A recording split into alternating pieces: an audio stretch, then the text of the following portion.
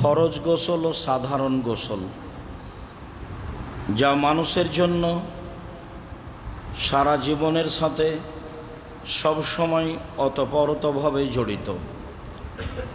সম্মানিত দিনী ভাই বোন, রাসূল সাল্লাল্লাহু আলাইহি সাল্লাম বিষয় দুটি সামনে রেখে কি বলেছেন তা আমরা অতীব গুরুত্ব সহকারে এক গুরুত্বপূর্ণ তথ্যবহল বিবরণের চেষ্টা করব ইনশাআল্লাহুল আজিজ। আব্দুল্লাহ ইবনে উমর রাদিয়াল্লাহু তাআলা আনহু বলেন, রাসূল সাল্লাল্লাহু আলাইহি ওয়াসাল্লাম বলেছেন, ইযা জা আহাদুকুম ইয়াউমাল জুমআ ফালিয়াগতাসিল। কেউ যদি জুমার দিন সালাত আদায় করার জন্য মসজিদে আসতে চায়, তাহলে সে যেন গোসল করে নেয়। জুমার দিন মসজিদে সালাত আদায় করতে আসতে চাইলে তাকে গোসল করতে হবে, এই কথা মুহাম্মদ সাল্লাল্লাহু আলাইহি সাল্লাম বলেন। যদিও ধারাবাহিকতায় আমরা বুঝতে পারবো যে জুমার দিন গোসল করা ভালো, তবে গোসল করা ফরজ নয়, ভালো। আবু সাঈদ খুদরি রাদিয়াল্লাহু তাআলা আনহু বলেন, রাসূল সাল্লাল্লাহু আলাইহি ওয়াসাল্লাম বলেছেন, গোসল ইয়াউমিল জুমআ ওয়াজিবুন আলা কুল্লি মুহতালিমিন। জুমার দিন গোসল করা প্রত্যেক পূর্ণ বয়সের পুরুষ নারীর জন্য জরুরি। বয়সপূর্ণ পুরুষ নারীর জন্য জুমার দিন গোসল করা জরুরি। বুখারী মুসলিম। আবু হুরায়রা রাদিয়াল্লাহু তাআলা আনহু বলেন, রাসূল সাল্লাল্লাহু আলাইহি ওয়াসাল্লাম বলেছেন, হাক্কু আলা কুল্লি মুসলিমিন আন ইয়াগতাসিলা ফি সাবআতি আইয়ামিন ইয়াওমান ফায়াগসিলু রাসাহু ওয়া জাসাদাহু। সপ্তাহে একদিন, 7 দিনে একদিন পুরুষ নারীর জন্য গোসল করা জরুরি। এইটা আম কথা। আগের আলোচনা ছিল জুমার দিনের সাথে সম্পৃক্ত, আর এইটা হলো আম। অন্তত 7 দিনে একদিন গোসল করতে হবে, এইটা মানুষের জন্য উচিত। এরপরে তিনি বলছেন, তাতে এগসেল রাসাহু ওয়া জাসাদাহু, মাথা ও শরীর ধুয়ে নিবে। যদিও বাঙালিরা পবিত্রতায় এর চেয়ে অনেক আগে রয়েছে, তারা প্রতিদিনই গোসল করে। এমনকি তারা বুঝে যে দিনের সকালবেলায় গোসল করা আরও ভালো, তাহলে শরীরের শারীরিক অবস্থা তুলনামূলক ভালো থাকে। বিকালে গোসল করলে এই হয় তারা মনে করে। অবশ্য আরবিরা মাঝে মধ্যে গোসল করে, উর্দু ভাষীরা অনেক দেরিতে গোসল করে, যা বিভিন্ন সময়ে জিজ্ঞাসা এবং অবগতিতে বোঝা যায়। পাকিস্তানিরা আরও দেরিতে করে। যাক, মানুষের স্বভাবগত বিষয়, সেটা যেটাই হোক, তবে সপ্তাহে একদিন গোসল করবে প্রত্যেক পুরুষ নারী, এবং গোসলের সময় ভালো করে মাথা ও শরীর ধুয়ে নিবে, এই কথা মুহাম্মদ সাল্লাল্লাহু আলাইহি সাল্লাম বলেন। সামরা ইবনে জুনদুব রাদিয়াল্লাহু তাআলা আনহু বলেন, রাসূল সাল্লাল্লাহু আলাইহি ওয়াসাল্লাম বলেছেন, মান গাসসালা মাইয়াতান ফালিয়াগতাসিল। কেউ যদি মৃত ব্যক্তিকে গোসল দেওয়ায়, তাহলে সে যেন গোসল করে। যদিও শব্দ আদেশবাচক, মানে গোসল করতেই হবে, তবুও বিষয়টি ফরজ নয়। জুমার দিনে যেমন গোসল করা ভালো, গোসল করা উচিত, তেমনি একজন মৃত মানুষকে গোসল দেওয়ার পরে গোসল করা ভালো, গোসল করা উচিত শব্দ আদেশবাচক রয়েছে। বিবরণ এইভাবেই যে পুরুষ নারী মৃত ব্যক্তিকে গোসল দিলে সে নিজে গোসল করবে, করা ভালো। মহিলারা ঋতু অবস্থায় মৃত ব্যক্তিকে গোসল দিতে পারে, তাতে কোনো সমস্যা নেই। ঠিক যেমনিভাবে তারা ঋতু অবস্থায় গরু ছাগল মুরগি জবেহ করতে পারে, কোনো সমস্যা নেই। মহিলারা পশু প্রাণী জবেহ করতে পারে, প্রমাণে বুখারী মুসলিমের হাদিস রয়েছে, যা তাদের জন্য করা ভালো বা উচিত, করতে পারে নির্দ্বিধায়।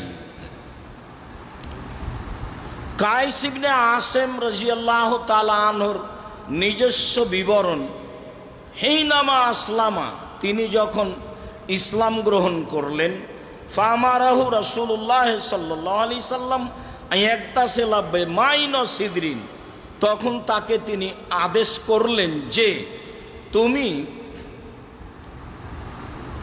বড়ইয়ের পাতা পানিতে দিয়ে পানি গরম করে গোসল করো। এখানেও আদেশবাচক শব্দ, এরপরেও তা ফরজ নয়। অমুসলিম যদি মুসলমান হয় তাহলে তার প্রথম কাজ হচ্ছে তাকে গোসল করতে হবে।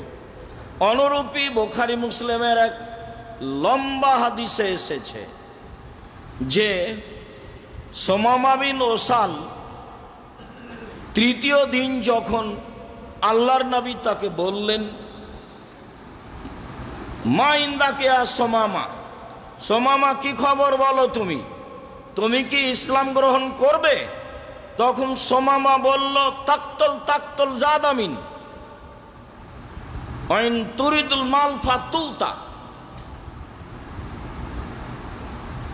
ওয়াইন তাত্রক ফালাইকাল খায়।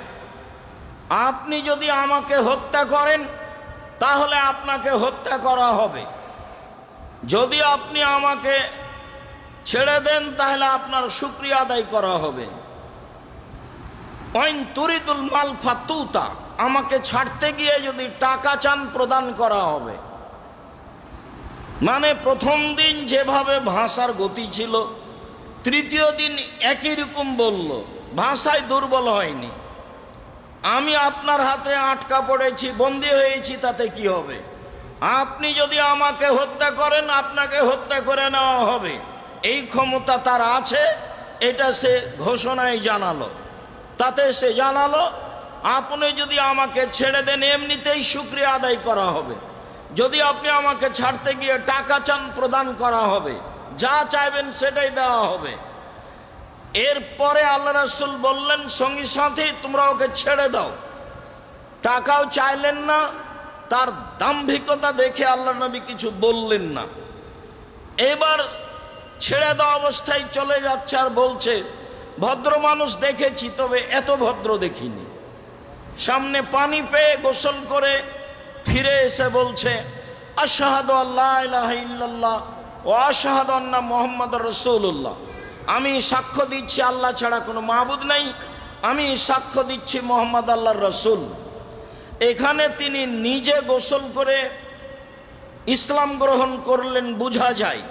আরেকটা বুখারী মুসলিমের হাদিসে বোঝা যায় যে ব্যক্তি নিজেই গোসল করে ইসলাম গ্রহণ করছে। যেমন একদা আবু হুরায়রা রাদিয়াল্লাহু তাআলা আনহু আমাদের নবীকে বললেন, আল্লাহর নবী আমার মা আপনাকে দিন রাত গালি দেয়, আপনি আমার মায়ের জন্য একটু দোয়া করেন তো। আল্লাহ রাসূল বললেন, আল্লাহুম্মা হাদি উম্মা আবি হুরায়রা, আল্লাহ তুমি আবু হুরায়রার মাকে হেদায়েত দান করো। এই কথাটা শুনে আবু হুরায়রা রাদিয়াল্লাহু তাআলা বাড়ি যাচ্ছেন, দেখলেন দরজা বন্ধ। গরিব মানুষ হলে কি হবে, বাহির দরজা আছে।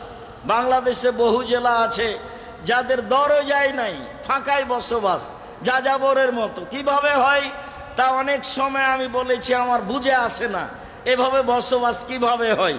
ওইদিকে একটা ঘর, এইদিকে একটা ঘর, মধ্যে গরুর গাড়ির রাস্তা। বাড়ির চতুর্দিক ঘেরতে হবে ইট দিয়ে, নইলে চটছালা দিয়ে, যেভাবে সহজ যেভাবে সম্ভব। একটি দরজা থাকবে। ওই সমাজে সবচেয়ে গরিব মানুষের বাড়ির দরজা আছে, দরজা বন্ধ। তিনি কান লাগিয়ে শুনছেন, ভিতরে পানির শব্দ, নাড়াচাড়া। দরজা খুলতেই তার মায়ের মাথায় কাপড় ছিল না। আবু হুরায়রা রাদিয়াল্লাহু তাআলা এই কথা বললেন, আমার মা দ্রুত অবস্থায় দরজা খুলেছেন, তখন মাথায় কাপড় ছিল না। তার মানে ছেলের সামনে মা আসলে মাথায় কাপড় থাকে, এটাই তিনি প্রমাণ করতে চেয়েছেন। মুখামুখি দেখা হলেই আবু হুরায়রার মা রাদিয়াল্লাহু বললেন, আশহাদু আল্লা ইলাহা ইল্লাল্লাহ ওয়া আশহাদু আন্না মুহাম্মাদুর রাসূলুল্লাহ, আমি সাক্ষ্য দিচ্ছি আল্লাহ ছাড়া কোনো মাবুদ নাই, আমি সাক্ষ্য দিচ্ছি মুহাম্মদ আল্লাহ রাসূল। বুখারী মুসলিমের হাদিস, আগেই গোসল রয়েছে। অন্য এক বর্ণনায় বুখারী মুসলিমের হাদিসে রয়েছে, ব্যক্তি ইসলাম গ্রহণ করলেন, তবে রাসূল সাল্লাল্লাহু আলাইহি সাল্লাম তাকে গোসল করার আদেশ দিলেন, এমনটা বোঝা গেল না। জনৈক কবিরাজ উপরি ধরলে, জিন ধরলে মানুষকে ভালো করতে পারে। তো সবাই বলছে মোহাম্মদকে জিনে ধরেছে, উপরি ধরেছে, পাগল হয়েছে। নইলে কি করে বলতে পারে যে 360 জন মাবুদ নয়, মাত্র মাবুদ একজন, তা সপ্তম আকাশের উপরে থাকে? অবশ্যই এটা পাগলের কথা। তো কবিরাজ জামাদ ইবনে সালাবা বলল, হ্যাঁ পাগল কোথায়? ওই যে বলছে আল্লাহ একজন। সবাই বলল, ওই যে মোহাম্মদ পাগল। ওখানে গিয়ে জামাদ ইবনে সালাবা বলছে, আমি জিনে ধরলে ভালো করতে পারি, আমি কি তোমার কবিরাজি করব? তো তার এই কথা শুনে আল্লাহর নবী কিছু কথা বলবেন, তখন তিনি প্রশংসা স্বরূপ বললেন, ইন্নাল হামদালিল্লাহ নাহমাদুহু ওয়া নাস্তাইনুহু মান ইয়াহদিহিল্লাহু ফালা মুদিল্লা লাহু, শেষ পর্যন্ত। কবিরাজ বলল, ইকরা মাররাতান উকরা, আপনি আরেকবার পড়েন তো। কি পড়লেন মোহাম্মদ? আমাদের নবী তার সামনে আবার পড়লেন। তখন কবিরাজ আরবি ভাষার লোক ছিল, ভালোই বুঝেছে। বলল, বহু গণকের কথা শুনেছি, তবে এমন শুনিনি। বহু কবির কথা শুনেছি, তবে এমন শুনিনি। বহু বড় বড় আরবি সাহিত্যিকের কথা শুনেছি, তবে এমন শুনিনি। এই কথা বলে বলল, আশহাদু আল্লা ইলাহা ইল্লাল্লাহ ওয়া আশহাদু আন্না মুহাম্মাদুর রাসূলুল্লাহ, আমি সাক্ষ্য দিচ্ছি আল্লাহ ছাড়া কোনো মাবুদ নাই, আমি সাক্ষ্য দিচ্ছি মুহাম্মদ আল্লাহ রাসূল। সব বুখারী মুসলিমের হাদিস। এখানে গোসলের বিবরণ হলো না, তবে গোসল করে ইসলাম গ্রহণ করা ভালো। যেমনভাবে জুমার দিনে গোসল করে আসা ভালো। সম্মানিত দিনী ভাই বোন, সাধারণ গোসল এবং জুমার দিনের গোসল, প্রতিদিন গোসল, শরীর হাত মুখ পরিষ্কার থাকবে, মাথা পরিষ্কার থাকবে, মর্মে গোসল করাই ভালো। ইবনে আব্বাস রাদিয়াল্লাহু তাআলা আনহু, ইকরিমা রাদিয়াল্লাহু তাআলা আনহু বলেন, ইন্না উনাসান মিন আহলি ইরাক যাও ওয়াকাল ইবনে আব্বাস, ইরাকের কিছু লোক আসলো। এ হাদিসে বোঝা যাবে যে জুমার দিনে গোসল চালু হলো কেন। গোসলটা আসলে ফরজ নয় জুমার দিনে, ঈদের দিনে গোসল করতে হবে আলোচনায় নাই। যদিও ভারত, বাংলাদেশ, পাকিস্তানের লোকেরা বেশ সুন্দর করে জাঁকজমক সহকারে ঈদের দিন গোসল করে। আবার রাজশাহী, চাঁপাই নবাবগঞ্জে মানুষ তো করে গরু ছাগলকেও বেশ ভালোই গোসল করায় এবং সাদ করে করায়। জুমার দিন ভালো পোশাকের বিবরণ বোঝা যায়, গোসলের বিবরণ বোঝা যায় না। মর্মে যে হাদিস রয়েছে তা জয়ীফ, কাজেই জুমার দিনে গোসল করা উত্তম এমনটাও নয়। গোসল করতে পারে, যেমনভাবে গোসল করলে শরীর হাত ভালো থাকে, পরিষ্কার থাকে, তেমনিতেই। সম্মানিত দিনী ভাই বোন, তারা এসে বলল, ইবনে আব্বাস আতারাল গোসলা ইয়াউমাল জুমা ওয়াজিবান, আচ্ছা আব্দুল ইবনে আব্বাস, আপনি কি জুমার দিনে গোসল করা জরুরি মনে করেন? কালা লা, না তো, আমি তো জরুরি মনে করি না। ওয়ালাকিন্নাহু আতহারু ওয়া খায়রুল লিমান ইগতাসালা, তবে পবিত্রতাই উত্তম, তবে পবিত্রতাই ভালো। উত্তম ওই ব্যক্তির জন্য যে ব্যক্তি জুমার দিন গোসল করবে। অমাল্লাম ইয়াগতাসিল ফালাইসা আলাইহি বিওয়াজিব, আর যে গোসল করবে না তার জন্য ওয়াজিব নয়। এতক্ষণ পর্যন্ত যা বলে আসছিলাম এই হাদিস তার ফলাফল। মানে জুমার দিনে গোসল করা ফরজ নয়, জুমার দিনে গোসল করা ভালো। এই কথা বলার পরে তিনি বলছেন সাউখ বেরকম কেইফাবাদাল গোসল। আমি আপনাদেরকে বলে দিই জুমার দিনে গোসলটা চালু হলো কিভাবে, সেটাই বলি। হ্যাঁ ভালো। কারণ না সমাজ হুদিনা, মানুষেরা ছিল পরিশ্রমিক, জমি চাষি মানুষ ছিল, সবাই চাষ করে খেত। কারণ না সেলবাসোনাল সুফা, মানুষেরা সব মোটা পশমি কাপড় ব্যবহার করত। ওয়াইয়া মালুন আলা দুহুরিহিম, মাঠে কাজ করত, শক্ত পরিশ্রমের কাজ। ওয়াকানাল মসজিদ দাইয়াকান, সেদিন মসজিদ ছিল একেবারেই সংকীর্ণ। মুকারবাস সাকফে, ছাদ ছিল একেবারেই নিচু। কথাটা আর কি বলি, সাহাবী বলছেন ইন্নামু আরিসুন, সেটা হলো একটা মাচান, জাংলা। এই যে পূর্বাঞ্চলে আপনারা জাংলা দেখেন, লাউয়ের টাল জাংলা। আমরা তো চাঁপাইনবাবগঞ্জে টাল বলি, কোনো কোনো এলাকায় মাচান বলে, কোনো কোনো এলাকায় জাংলা বলে। তো বলছে যে মসজিদে নববী একটা জাংলা। ইন্নামা হে আরিস, এটা একটা মাচান, এটা একটা জাংলা, এটা একটা লাউ গাছের টাল। এই কথা ইবনে আব্বাস রাদিয়াল্লাহু তাআলা আনহু বললেন মসজিদে নববীকে বুঝাতে গিয়ে। মসজিদে নববীর বাস্তব অবস্থা ইবনে আব্বাস রাদিয়াল্লাহু তাআলা আনহু পেশ করেন। তাতে তিনি বলেন ফাখারাজা রাসূলুল্লাহ সাল্লাল্লাহু আলাইহি ওয়াসাল্লাম ফি ইয়াউমিন হারিন, একদা খুব গরমের দিনে আল্লাহর নবী জুমার সালাতে বের হলেন। ওয়ারাকান নাস ফি যালিকা সুফে, জনগণ পশমি কাপড় পরার কারণে তাদের শরীর ঘেমে গেছিল। ফাসারাত মিনহুমুর রিহ, সেদিন তাদের শরীর থেকে গন্ধ বের হচ্ছিল। ফাআদা বিযালিকা বাদুহুম বাদান, ফলে একজন আরেকজনকে কষ্ট দিচ্ছিল শরীরের গন্ধে। যেহেতু শরীর ঘেমে গেছে, পরিশ্রমিক মানুষ, তখন একজন আরেকজন গন্ধ বুঝতে পারে। ফালাম্মা ওয়াজাদা রাসূলুল্লাহ সাল্লাল্লাহু আলাইহি সাল্লাম তিলকা রিহা, যখন আল্লাহর নবী এই গন্ধ বুঝলেন তখন তিনি বললেন ইয়া আইয়ুহান নাস, জনগণ শুনে রেখো, এজা কানা যালিকাল ইয়াউম ফাগতাসিলু, যেদিন এই দিন আসবে, জুমার দিন আসবে, সবাই দূর দূরান্ত থেকে এসে জমা হবে, সেদিন তোমরা গোসল করে নাও।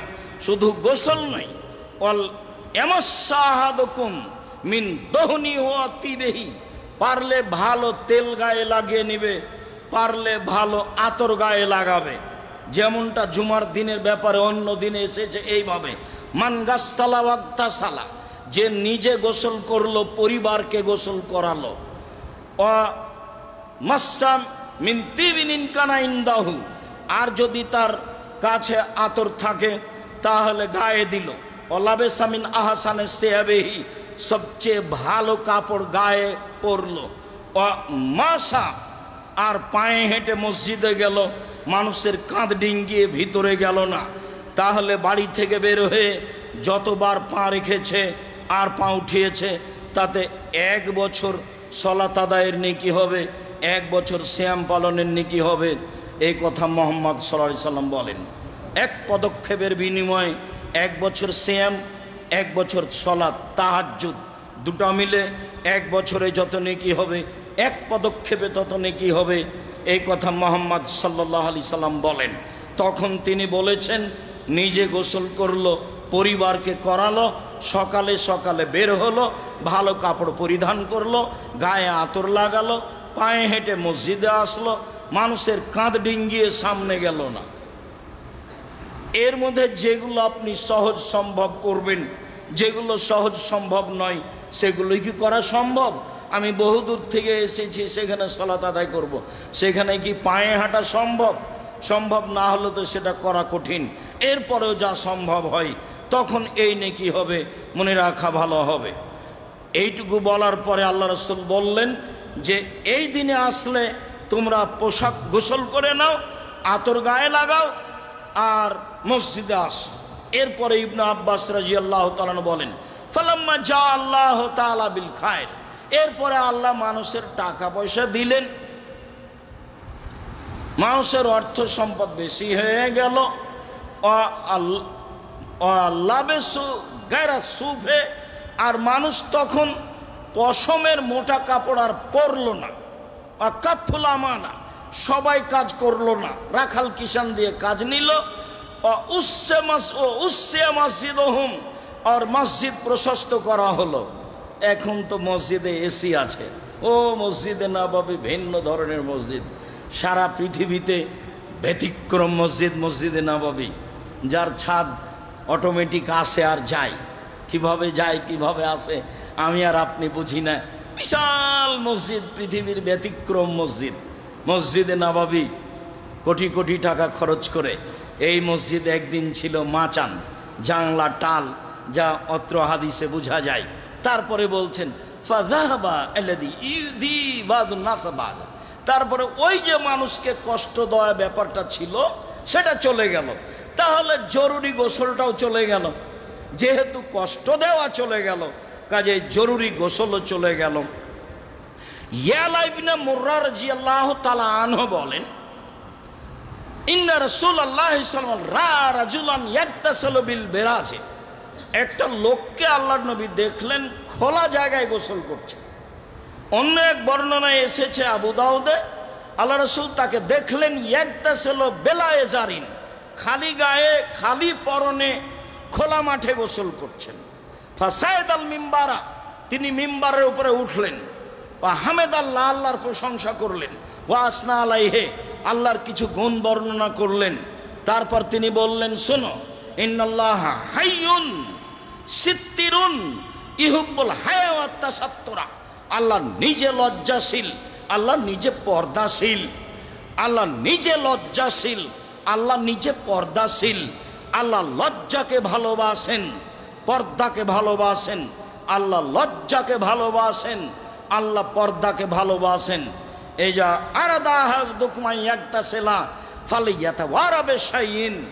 যখন তোমাদের কেউ গোসল করতে চাইবে তখন সে যেন পর্দা করে গোসল করে, ঘেরা গোসলখানায় গোসল করে। নদীর পাশে বাড়ি যাদের, তারা স্বাভাবিকভাবে পুরুষ নারী এক জায়গায় নদীতে নেমে গোসল করে। পুকুরের ধারে বাড়ি যাদের, তারা সবাই মিলে পুরুষ নারী পুকুরে নেমেই একসাথে গোসল করে। তবে এখন যারা শহরে বসবাস করে, খোলা মাঠে লাখো নারী হাঁটলেও গোসল করার সময় বেশ ভালো মানের গোসলখানা আছে, তাতে কোনো সমস্যা নেই। এমন বাড়িতে পুরুষ নারী ভিন্ন আছে, থাকাই ভালো। অত্র বিবরণে বোঝা যায় মানুষের বাড়িতে গোসলখানা থাকতে হবে জরুরি। গোসলখানা, ঘিরা গোসলখানায় গোসল করতে হবে, এটাও জরুরি। আনাস রাদিয়াল্লাহু তাআলা আনহু বলেন, কানান নবী সাল্লাল্লাহু আলাইহি সাল্লাম ইয়াতাওয়াদ্দাউ বিল মুদ্দে, আল্লাহর নবী এক মুদ 250 পানিতে উযু করতেন। ওয়াগতাসিলু বিসায়ে ইলা খামসাতি আমদাদ, আল্লাহ নবী গোসল করতেন 1 সা 5 মুদে, 1 সা 2.5 কেজিতে, আর না হয় 5 মুদে 3.5 কেজিতে। এবার জিনিসটি ভালোভাবে মনে রাখা ভালো। হাদিস বুখারী মুসলিম, আমার আপনার বিবেচনার সুযোগ খুবই কম। তবে ফরজ গোসলের বিবরণ যখন আসছে তখন পানি বেশি প্রবাহিত করা, গায়ে ঢেলে দেওয়া কিছুটা প্রমাণ হয়। এখানে যা বোঝা যায় তাতে তিনি 1 মুদ 250 পানিতে উযু করতেন, আর শেষ পর্যন্ত 3.25 কেজি পানিতে গোসল করতেন। 250 পানিতে উযু করতেন, 3.25 কেজি পানিতে গোসল করতেন। অন্তত কথাটা মনে থাক, হাদিস বুখারী মুসলিম, এটা রাসূলের জীবন চলে গেছে এইভাবে। 1 মুদ 250 পানিতে উযু করা আর 3.25 কেজি পানিতে গোসল করা। পবিত্রতা অর্জন করতে হবে পানি দিয়ে, যা ধারাবাহিকভাবে আলোচনা চলে আসছে। স্বাভাবিক গোসল ও পানি দিয়ে পবিত্রতা অর্জন করতে হবে, গোসল করতে হবে। পরবর্তীতে আমরা ফরজ গোসলের বিবরণ জানবো, শুনবো ইনশাআল্লাহ। আল্লাহুম্মা সাল্লি আলাইহি, আল্লাহুম্মা বারিক আলাইহি।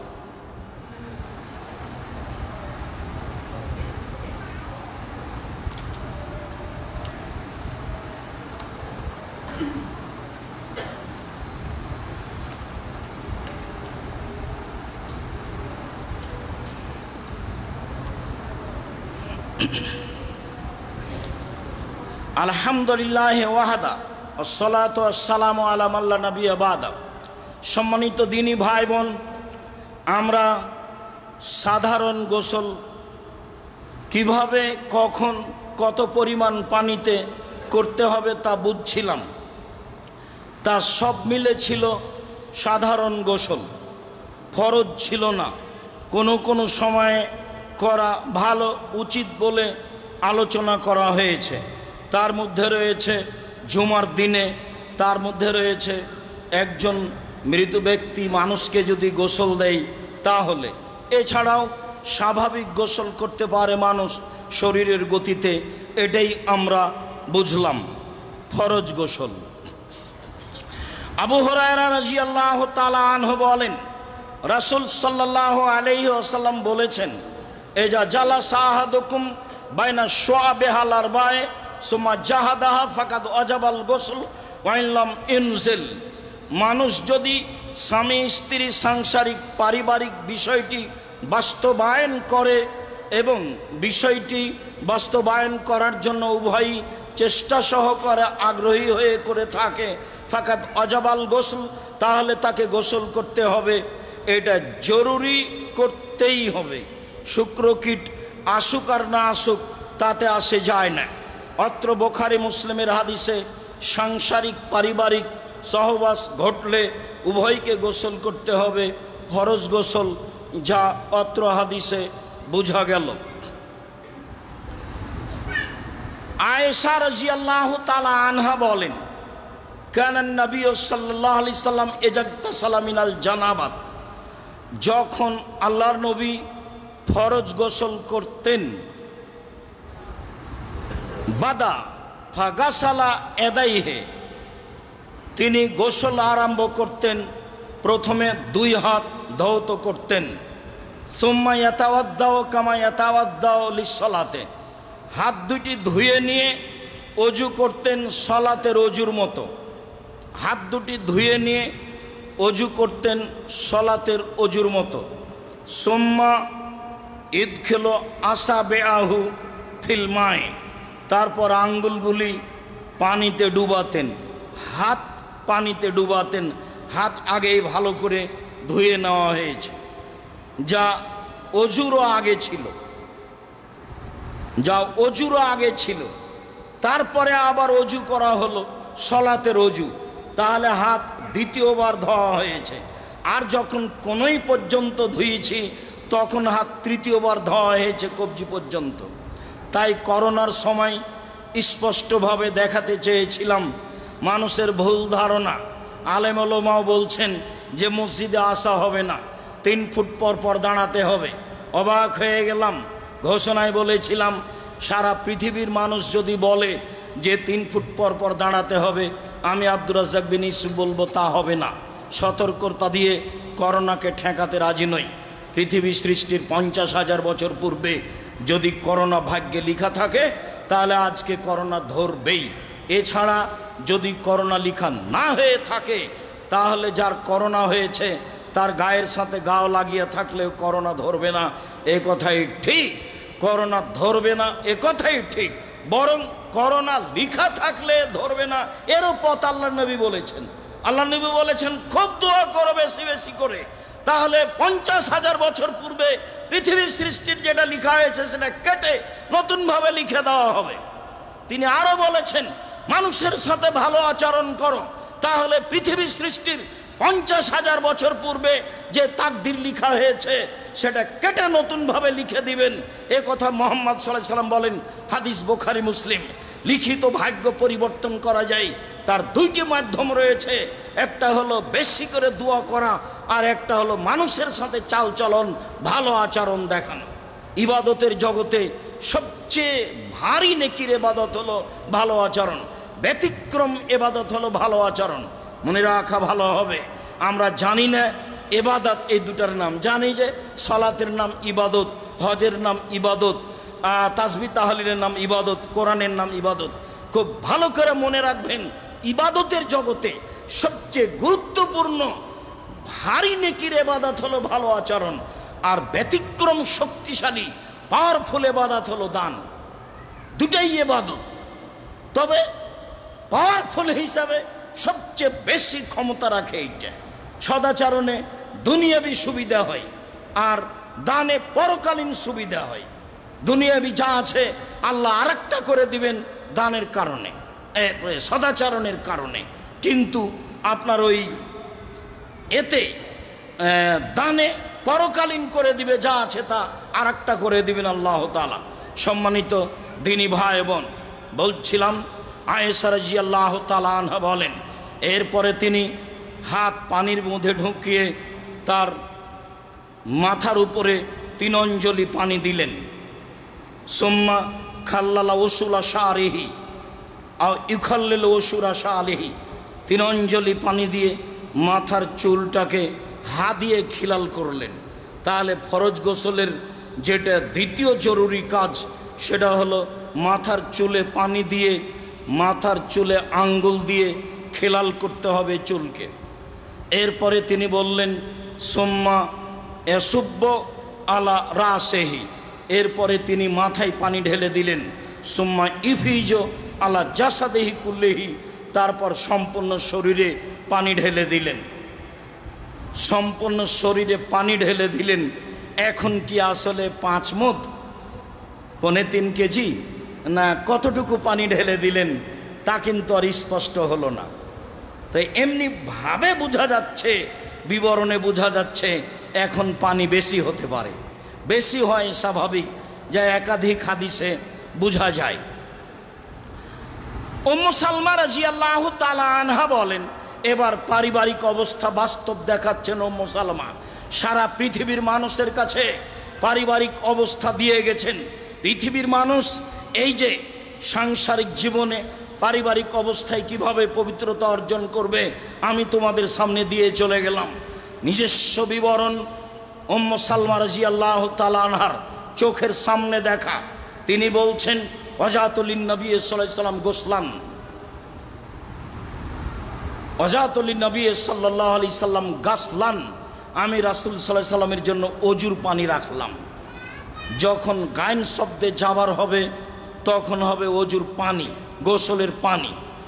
আর গায়ন শব্দে যদি পেশ হয় তখন হবে ধোয়া, আর যদি গায়ন অক্ষরে জের হয় তাহলে তখন অর্থ হবে পাত্র, পানির পাত্র।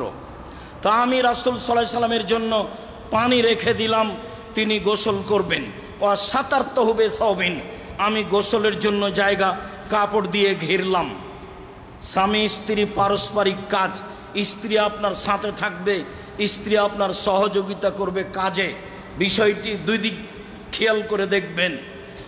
এইটা ও আমার কাজের মহিলা সেবা করছে এটা কথা নয়, স্ত্রী কাজের মহিলা সেবা করছে এটা নয়। স্ত্রী আপনার সাথের মানুষ, আপনার জন্য তাকে সৃষ্টি করা হয়েছে, তার সাথে উঠে আপনার সাথে উঠে, আপনার সাথে বসে, আপনার সাথে খায়, আপনার সহযোগিতায় থাকে, আপনি তার সহযোগিতায় থাকেন। এর নাম স্ত্রী। সেবিকা হিসাবে নয়, কাজের মেয়ে হিসাবে নয়, সে আপনার সম্মানী মানুষ। উম্মু সালমা রাদিয়াল্লাহু তাআলা আনহা খুব বুদ্ধিমতী, সচেতন, হুঁশিয়ার মানুষ।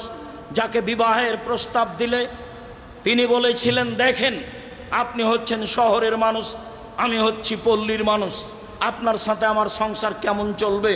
প্রস্তাব দিয়েছেন, ভালো কথা, আপনি নিজেই বিবেচনা করে দেখুন। আরও দেখুন, আমার স্বামী ছিল, স্বামী মারা গেছে, আমি আরেকজন পুরুষের সাথে সংসার করেছি, আমি আপনার সাথে এসে কেমন করে সংসার করব, মিল খাবে কি না আপনি বিবেচনা করে দেখুন।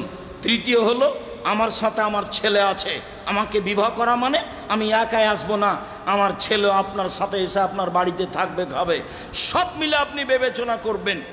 তখন আল্লাহর নবী বললেন, উম্মু সালমা বিবেচনা করেই প্রস্তাব দিয়েছি। তিনি বুঝেছিলেন উম্মু সালমা একজন বুদ্ধিমতী মহিলা।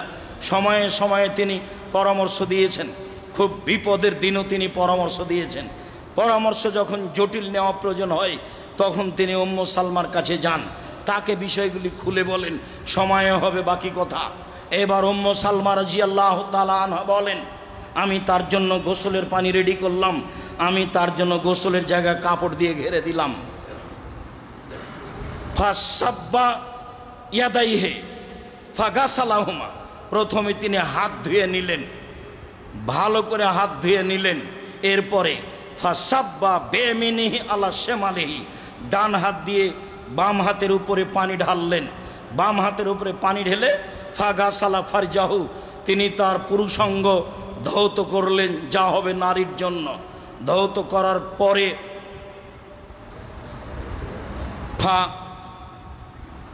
জারাবাবেহিল আরজা, হাতটা তিনি মাটির উপরে মারলেন। পুরুষাঙ্গ ধৌত করার পরে হাতটা তিনি মাটির উপরে মারলেন। ফামাসাহা, মাটির উপরে হাতটা তিনি ঘষলেন।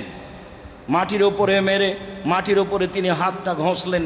ফাগাসালাহা, তারপর তিনি হাতটা আবার পানি দিয়ে ধৌত করলেন। সোম্মা মাঝ মাজা, তারপর তিনি কুলি করলেন। অস্তান শাখা, তারপর তিনি নাকে পানি দিলেন। ও গাছালা ওয়াজহাহু, তারপর তিনি মুখমণ্ডল ধৌত করলেন। সোম্মা সাব্বা আলা রাসেহি, তারপর তিনি মাথায় পানি ঢাললেন। সোম্মা আফাজ আলা জাসাদেহি, তারপর তিনি শরীরের উপরে পানি ঢাললেন। সাব্বা মানে ঢেলে দেওয়া, আর আফাজা মানে প্রবাহিত করে দেওয়া। প্রবাহিত করলেন গায়ের উপরে পানি। সোমা তানাহা, তারপর তিনি সেখান থেকে সরে গেলেন যেখানে গায়ে পানি ঢেলেছিলেন। সোম্মা গাছালা রিজলাইহে, তারপর তিনি পা দুটি ধৌত করলেন। এটা হলো ফরজ গোসলের পদ্ধতি। অজু করলেন সাথে সাথে, আবার পা দুটি পরে ধুইলেন, মানে গোসলের পরে। ফরজ গোসলের পদ্ধতি এটাই। অজু হবে তখন পা দুটি বাকি থাকবে, পা দুটি পরে ধৌত করতে হবে। উপরের হাদিসে এসেছে 3 অঞ্জলি পানি মাথায় দিয়েছিলেন, আর এখানে এসেছে মাথায় তিনি পানি ঢাললেন, তারপরে গায়ে তিনি পানি প্রবাহিত করলেন। যদি 3 অঞ্জলি করে এটা সুন্নাত, 3 অঞ্জলি না করে যদি মাথায় পানি ঢেলে দেয় আর হাত দিয়ে চুল খেলাল করে ভালো, তারপরে গায়ে পানি ঢেলে দিবে, তারপরে ওখান থেকে সরে গিয়ে পা ধৌত করতে হবে। এরপরে শোনেন, উম্মে সালমা রাদিয়াল্লাহু তাআলা আনহা বলেন, ফানাওয়ালতুহু সাওবান, আমি তাকে একটা কাপড় দিলাম শরীর মুছে নেওয়ার জন্য। তার মানে তিনি পাশে আছেন, পাশে থেকে গোসলের বিবরণ দিচ্ছেন আর সাথে সহযোগিতায় আছেন। কাপড়টা আমি তাকে দিলাম, বললাম ইয়াখুজুহু, তিনি কাপড়টা নিলেন না। ফান্তালাকা ওহ ইয়ানফুজু বিয়াদাইহি, তিনি গায়ের পানিগুলি মুছছিলেন হাত দিয়ে, আর হাত ঝাড়তে ঝাড়তে যাচ্ছিলেন। মাথার গায়ের পানি হাত দিয়ে ঝেড়ে চলে যাচ্ছেন মসজিদের দিকে সালাত আদায়ের জন্য। বিবরণে বোঝা যায় যে কাপড় তাকে দিচ্ছিলেন অজুর পরে, গোসলের পরে মোছার জন্য। তাতে বোঝা যায়, মোছা যায়। যেসব হাদিসগুলি স্পষ্ট এসেছে কাপড় দিয়ে মোছার প্রমাণে, তা সহি প্রমাণ করা যায়নি। তবে এই হাদিসে শরীর মোছার জন্য উম্মে সালমা রাদিয়াল্লাহু তাআলা আনহা কাপড় দিলেন, তাতেই বোঝা যায় যে মোছা যায়, নইলে তিনি দিলেন কেন? হয়তোবা গরম ছিল কিছু, বা একটা পরিস্থিতি ছিল যার কারণে তিনি কাপড় নিলেন না। উম্মে সালমা রাদিয়াল্লাহু তাআলা আনহা রাসূল সাল্লাল্লাহু আলাইহি সাল্লামের ফরজ গোসলের বিবরণ এইভাবে দিয়েছেন। উম্মে সালমা রাদিয়াল্লাহু তাআলা আনহা আরও বলেন যে, কুলতু লিন নবী সাল্লাল্লাহু আলাইহি সাল্লাম, আমি নিজে আল্লাহর নবীকে বললাম, আল্লাহর নবী, ইন্নী ইমরাআতুন আসুদ্দ জফরা রাসি, আমি এমন একজন মহিলা, আমার মাথার চুল বেশি থাকার কারণে আমি খোপা খুব শক্ত করে বেঁধে রাখি। আমার মাথার চুলের খোপা খুব শক্ত। আফান কোজহু লে গোসলিল জানাবাতে, আমি ফরজ গোসলের কারণে কি মাথার চুল খুলে দিব? কালাল্লাহ, আল্লাহ রাসূল বলেন, না না না, তোমাকে মাথার চুল খুলতে হবে না। ইয়াকফিকে আন তাহসিয়া সালাসা হাসায়াতিন, তুমি 3 অঞ্জলি পানি মাথায় দিয়ে দিবা, এটাই তোমার জন্য যথেষ্ট হয়ে যাবে। সুম্মা তুফিজিনা, তারপর গায়ের উপরে পানি ঢেলে দিবা।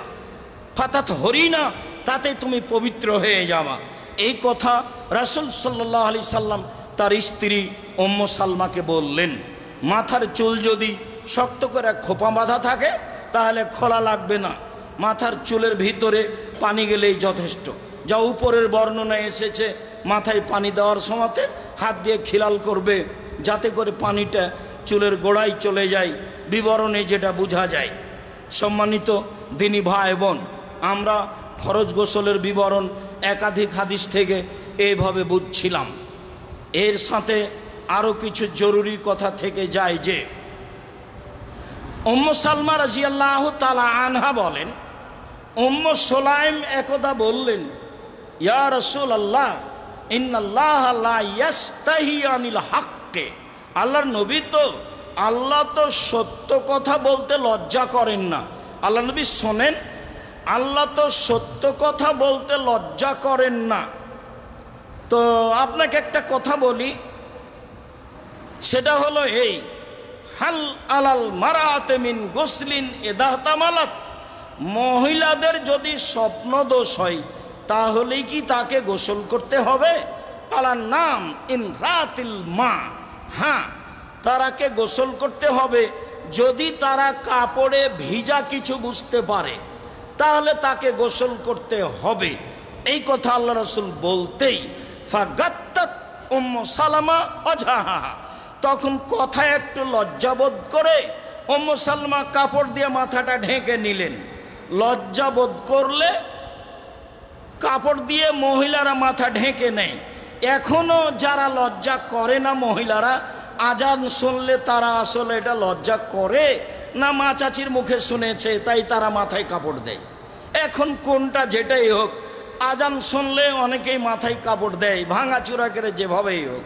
আমরা একদিন বিবরণে পেশ করেছি যে নারীর লজ্জা অনেক কম পুরুষের চেয়ে। বেশ, পুরুষ রাস্তাঘাটে চলে, গায়ে জামা থাকে একবারে হাতের কোনোই পর্যন্ত, কবজি পর্যন্ত, গলায় টাই থাকে, পায়ে পোঁজা থাকে, জুতা থাকে, বেশ একটা ভালো পোশাকে চলে। পাশে স্ত্রী মেয়েরা আছে একেবারেই নগ্ন পোশাকে আছে, নির্দ্বিধায় রাস্তায় চলছে, তাহলে স্পষ্ট বোঝা যায় তাদের লজ্জা কম।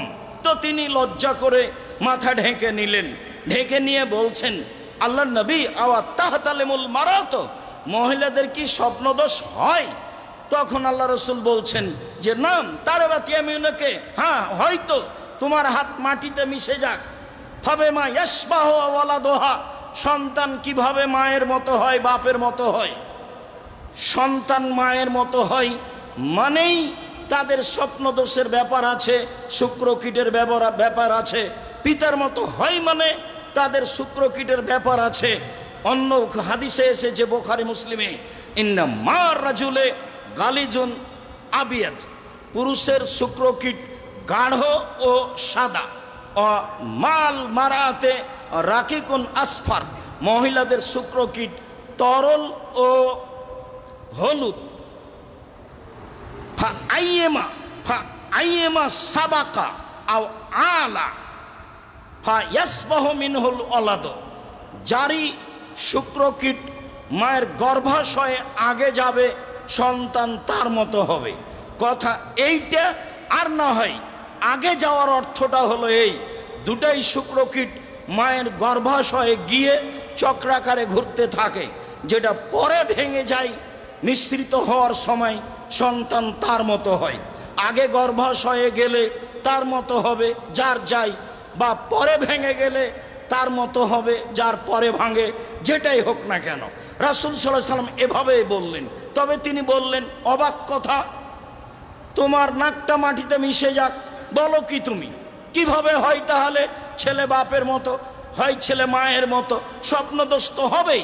অন্য এক হাদিসে এসেছে, ইন্না নিসা হাকায়কু শাকায়কুর রিজালে, মহিলারা হচ্ছে পুরুষের মতোই, মহিলারা হচ্ছে পুরুষের মতোই, অন্তত এইসব কিছুতে পুরুষের মতোই।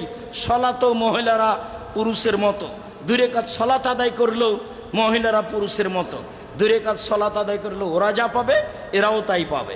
কোনো কোনো জায়গাতে তারা অনেক উপরে আছে, যেখানে পুরুষেরা ধারে কাছে যেতে পারেনি। আর যেখানে কম দেখানো হয়েছে যে ডবল পাবে জমি ছেলে আর অর্ধেক পাবে মেয়ে, তখন মানুষ বুঝতে পারেনি যে কেন এটা হয়েছে। বিবরণ নিয়ে বোঝা যায় যে আসলে এই কারণে হয়েছে যে বাপ মারা গেলে বন্ধু বান্ধব আত্মীয় স্বজন এই ছেলে যেটা আছে এর বাড়িতে আসবে, তাহলে এখানে একটা খরচ বেশি আছে। ওই বোনের সংসার বন্ধ হয়ে গেলে, স্বামী মারা গেলে তালাক দিয়ে দিলে মহিলা আবার ভাইয়ের কাছে আসবে, পরবর্তী বিবাহ-শাদীর দায় দায়িত্ব ভাইয়ের ওপরেই বর্তাবে। অনেক খরচ এখানে আছে, এই কারণে ডবল হতে পারে, এমনটা হতে পারে, আল্লাহ আলাম, আল্লাহ ভালো জানেন। তবে অনেক অংশেই তারা সমান সমান আছে, এখানে সমান সমান আছে, এই কথা রাসূল সাল্লাল্লাহু আলাইহি সাল্লাম বলেন।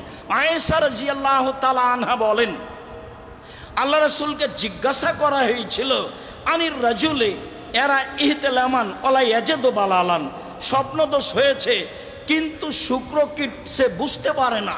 তখন আল্লাহ রাসূল বললেন, লায়াক সেল, তাকে গোসল করতে হবে না। আবার সেই ব্যক্তির ব্যাপারে জিজ্ঞাসা করা হলো, তার স্বপ্নদোষ হয়েছে কিনা মনে নাই, কিন্তু কাপড়ে তার প্রমাণ আছে, সে ভিজা বুঝতে পারে। তখন আল্লাহ রাসূল বললেন, তাকে গোসল করতে হবে।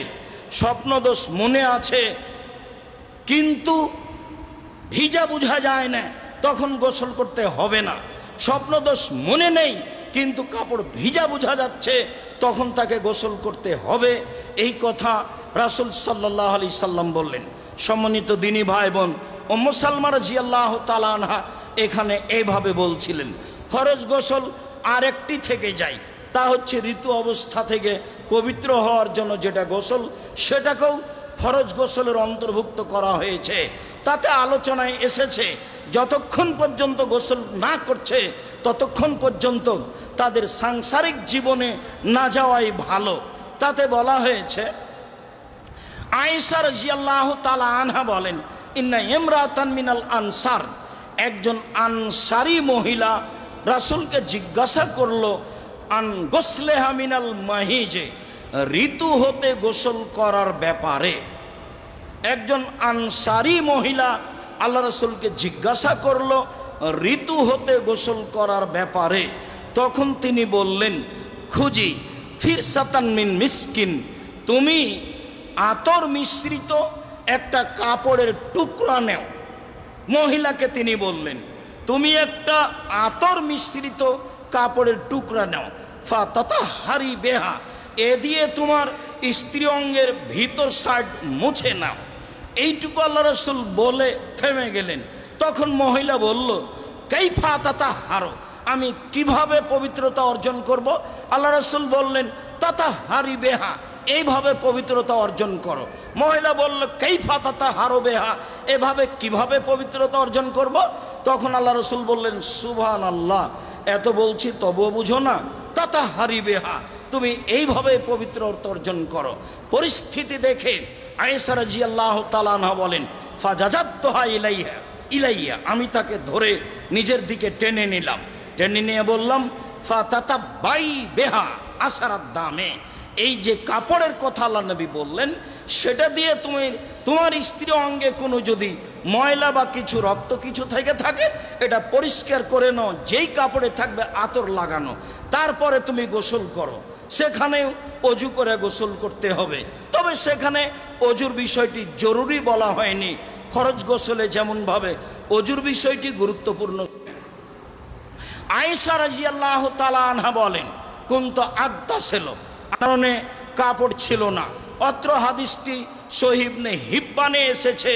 তখন স্পষ্ট এসেছে আয়েশা রাদিয়াল্লাহু তাআলা নিজস্ব বিবরণ, যে ঘিরা গোসলখানাতে আমাদের পরনে কাপড় ছিল না। এদেশে একজন সুযোগ্য পণ্ডিত ছিলেন আব্দুল্লাহ জাহাঙ্গীর, তিনি এই বিষয়ে বর্ণনা করতে গিয়ে খুব খোলাখুলিভাবে বলেছেন, উভয়ের পরনে কাপড় ছিল না, উভয়ের গায়ে কাপড় ছিল না। আর আমি আজ থেকে বহুদিন পূর্বে এই বিবরণটি চাঁপাইনবাবগঞ্জের এক বক্তব্যে বলছিলাম, বিবরণে বোঝা যায়, ভাষাটা এভাবে আছে, বিবরণে বোঝা যায় উভয়ের পরনে কাপড় ছিল না। এই যে এক শ্রেণীর মানুষ লেগে গেল, কত সহিহ হাদিস আছে, তবুও তার এটা মেনে নেওয়া সম্ভব হলো না। এক একজন এক এক কথা বলতে লাগলো।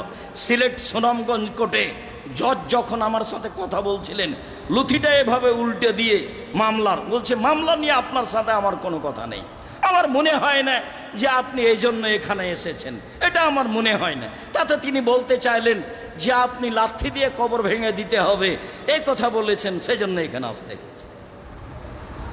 তা আমি তো কবর ভেঙে দিতে বলিনি, আমি বলেছি সারা দেশের মূর্তি ভেঙে দিতে হবে যেগুলো মুসলমানের, 24 ঘন্টা সময় দিয়ে। তাতে বলেছি কবর ভেঙে দিতে হবে, ভাষা দুটো একটাই। তাতে বলেছি আমি যদি আসামি হই তাহলে আমি 1 নম্বর আসামি নই, 1 নম্বর আসামি হচ্ছেন মুহাম্মদ সাল্লাল্লাহু আলাইহি সাল্লাম। তিনি আদেশ করেছেন আমি সেটা অনুবাদ করেছি মাত্র। তার যদি ফাঁসি হয় তাহলে আমার আজীবন জেল হতে পারে, এর চেয়ে বেশি হবে না। এর পূর্বে বলেছি এদেশের মাটিতে হিন্দু যদি তার ধর্ম নিয়ে কথা বলতে পারে, এদেশের মাটিতে ইহুদি খ্রিস্টান যদি তার ধর্ম নিয়ে কথা বলতে পারে, আমি মুহাম্মদ সাল্লাল্লাহু আলাইহি সাল্লাম একটা মুসলিম দেশে রাসূলের হাদিস অনুবাদ করতে পারবো না, এ তো অবাক হয়ে গেলাম। জাতি পালন করে না, করতে পারে না, করতে চায় না, সেটা ভিন্ন কথা। হাদিস সহি, এর বিকল্প কি আছে?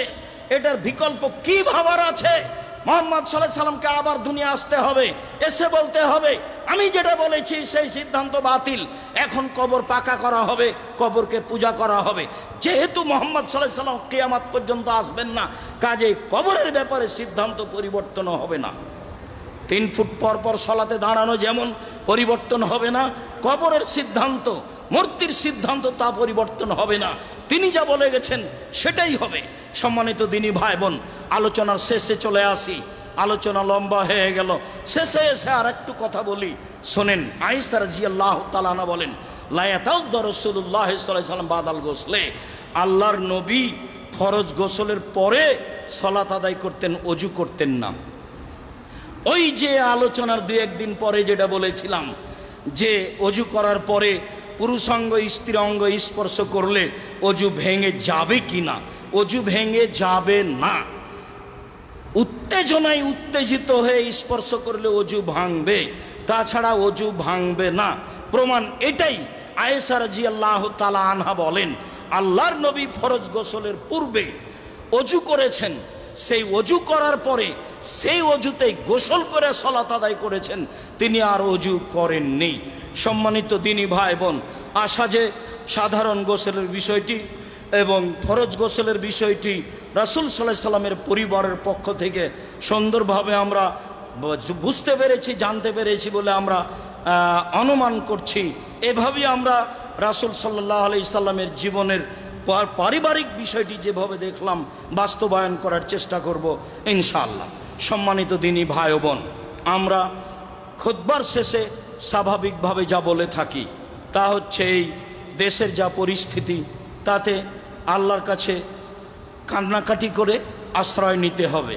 আল্লাহ, তুমি দেশের পরিস্থিতি ভালো করো, তুমি সর্বশক্তিমান, আমাদের আহাল পরিবারকে শান্তির সহিত প্রশান্তির সহিত বসবাসের সুযোগ করে দাও।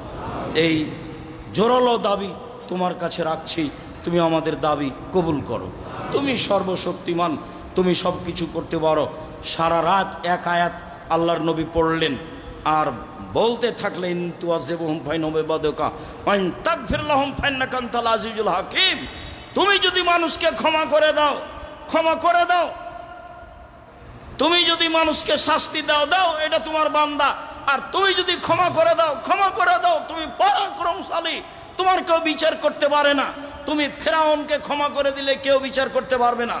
আমি সাধারণ মানুষ, মুহাম্মদ সাল্লাল্লাহু আলাইহি সাল্লাম নবী হিসেবে তোমার দরবারে পেশ করছি। সারা রাত বললেন যে তুমি যদি শাস্তি দাও তোমার বান্দাকে দাও, আমার করার কি আছে? আর তুমি যদি ক্ষমা করে দাও, সবাইকেই ক্ষমা করতে পারো, করো না। তুমি তো পরাক্রমশালী, তোমার তো কেউ বিচার করতে পারে না। কাকে ক্ষমা করা লাগবে না লাগবে তুমি ভালো জানো। সম্মানিত দিনী ভাই বোন, আল্লাহর উপরে আমরা এই কথার উপরে জোরালো ভরসা দাবি রেখে বলছি, তুমি দেশে নিরাপত্তা দাও, আল্লাহুম্মা আমিন। সম্মানিত দিনী ভাই বোন, এরপরে যেটা আমাকে বলি আমি, সেটা হচ্ছে এই, মাঝে মধ্যে আপনাকে যখন খুব ভালোভাবে বলি তখন আপনার ভিতরটা একটু পরিবর্তন হয় নাকি, আর যখন স্বাভাবিকভাবে পার হয়ে যায় তখন একটু পরিবর্তন হয় না নাকি, আমি তা বুঝতে পারি না। যা সহযোগিতা দান গত জুমায় করলেন, তাতে আপনারা এটা কিভাবে বাস্তবায়ন করবেন? অত কম করলে বাস্তবায়ন করা যাবে? মনটা বড় করতে হবে, যাতে করে আমাদের এই দিন প্রচারের একটা বড় সুযোগ ভালোভাবে বহাল রাখতে পারি। আপনি আমার দিনী ভাই, আপনি আমার দিনী বোন, আপনি আমার কথাটা ভালোভাবে মনে রাখবেন। জুমার দিন যখন বাসা থেকে বের হবেন তখন এই নিয়তটা করবেন, আজকে জুমার খুতবায় যাচ্ছি আব্দুর রাজ্জাক সাহেবের এখানে, 100টা টাকা নিয়ে যাচ্ছি, 500টা টাকা নিয়ে যাচ্ছি, 1000 টাকা নিয়ে যাচ্ছি, দিব ইনশাআল্লাহ। আপনার 7 দিন এই পরিকল্পনা থাকবে, দেখবেন কাজ সহজ। কত নেকি আছে সেটা তো দিনরাত শুনছি, কিন্তু কাজটা বাস্তবায়ন করতে হবে। আর যারা আপনার ওই মাসিক ইয়ানতে আছেন, দানে আছেন, তারা নাম লিখাবেন যাতে করে এটা সহজ হয়। নাম লিখালে আপনার একটা জিম্মেদারি থাকবে, জিম্মেদারি আপনার স্ত্রীর উপরে এবং ছেলেটার মায়ের উপরে চাপিয়েছে। ছেলেটার স্ত্রীর উচিত, আপনার স্ত্রীর উচিত এ নাও কিছু টাকা খুচরা নিয়ে যাও, ফকির পালে দিবা, তাহলে তো আপনার মনে থাকবে হ্যাঁ কাছে টাকা খুচরা আছে দিতে হবে। ছেলের মায়ের উচিত ছেলের হাতে ধরে দিবে, আব্বু এই যে 100 টাকা খুচরা নিয়ে যাও, ফকির পাইলে দিবা। তো এই হিসাবটা আপনার স্ত্রীকেও করতে হবে, তাহলে সহজ হবে। আর আমার দিনী বোনদের বলি, যখনই আল্লাহ নবী বলেছেন যে জাহান্নাম থেকে বাঁচো, মহিলারা তোমাদেরকে অধিকাংশ জাহান্নাম দেখছি, তোমরা জাহান্নাম থেকে বাঁচো, তখন এই কথা বলতে বলতে দানের কথা বললেন যে দান করে বাঁচো। এই কথা বলতে বলতে শেষে চলে গেলেন যে খেজুরের যে মূল অংশ এবং বীজের মধ্যে একটা একেবারেই তরল সাদা পদার্থ আছে, একেবারেই চিকন। আল্লাহ রসুল বলছেন এইটা পরিমাণ হলেও দান করে জাহান্নাম থেকে বাঁচো। হাদিস বুখারী মুসলিম। তাহলে দান করে শুধু দুনিয়া বিপদ থেকে বাঁচা যায় না, জাহান্নাম থেকে বাঁচা যায়। মর্মে সবার মনটা বড় থাকে, যেন রাসূলের কথাটা মনে রাখতে হবে, আল ইয়াদুল উলিয়া খায়রুম মিন ইয়াদিস সুফলা, দেওয়া হাত ভালো নেওয়া হাতের চেয়ে। বুখারী মুসলিম। কোটাটা যেন আমার সামনে দিয়ে খালি ফিরে না যায়। আল্লাহ আমাদের যারা মারা গেছে তুমি তো কবরের শাস্তি মাফ করো, আমরা যারা অসুস্থ তুমি তাদের আরোগ্য দান করো, আমরা যারা বেঁচে আছি তুমি তাদেরকে তোমার রাসূলের পদ্ধতি অনুযায়ী চলার তৌফিক দান করো। তোমার দরবারে জোরালো দাবি ও দাওয়া রেখে আজকের জুমার খুতবা এখানে শেষ করলাম। আল্লাহুম্মা সাল্লি আলাইহি, আল্লাহুম্মা বারিক আলাইহি।